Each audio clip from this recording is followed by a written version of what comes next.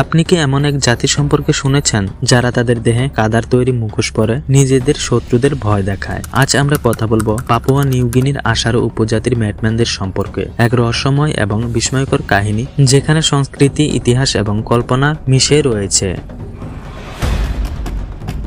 Papua নিউগিনির পূর্ব highland প্রদেশে অবস্থিত আশারো নদীর তীর, এখানেই বাস করে আশারো উপজাতি। এই উপজাতি তাদের অন্যান্য সংস্কৃতি এবং ঐতিহ্যের জন্য পরিচিত। আশারো উপজাতির সবচেয়ে আকর্ষণীয় দিক হলো তাদের ম্যাটম্যান প্রথা।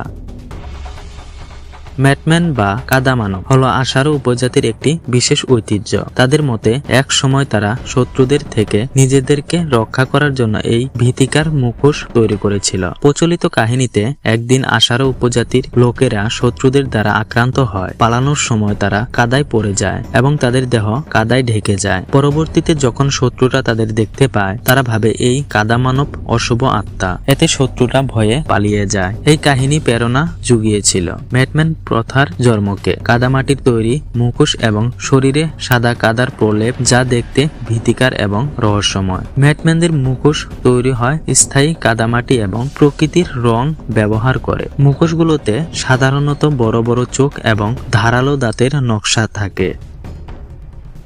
তাদের ঐতিহ্যবাহী নাচ, যা স্থায়ীভাবে পরিচালিত ম্যাট ডান্স নামে, উপজাতির সংস্কৃতি একটি অবিচ্ছেদ অংশ। এই নাচের মধ্যে তারা তাদের ঐতিহ্য উদযাপন করে এবং শত্রুদের ভয় দেখানোর গল্পকেও স্মরণ করে। আজকের দিনে আশারো উপজাতির ম্যাটম্যানদের ঐতিহ্য পর্যটকদের কাছে একটি বড় আকর্ষণ। পাপুয়া নিউগিনিতে ভ্রমণকারী অনেকেই এই উপজাতির সংস্কৃতি এবং তাদের ম্যাট ডান্স উপভোগ করতে আসেন।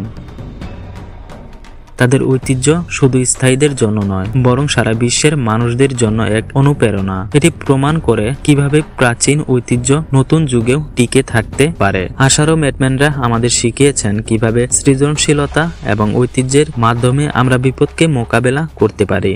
তাদের গল্প আমাদের কেবল ইতিহাস নয়, বরং মানুষ হিসেবে নিজেদের উপর বিশ্বাস রাখার কথাও মনে করিয়ে দেয়। এইরকম আরো আকর্ষণীয় কাহিনী পেতে আমাদের চ্যানেলটি সাবস্ক্রাইব করুন। নতুন গল্পে আবার দেখা হবে। ধন্যবাদ।